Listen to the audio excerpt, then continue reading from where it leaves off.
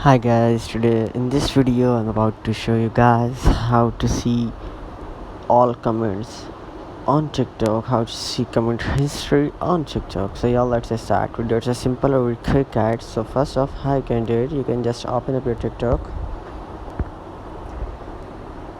and after that what you can do, you can just see your bottom right corner. So powerful tap on here, and then now you can go in the top right corner, three lines, tap on here and go settings and privacy, and scroll down, scroll more, you can see here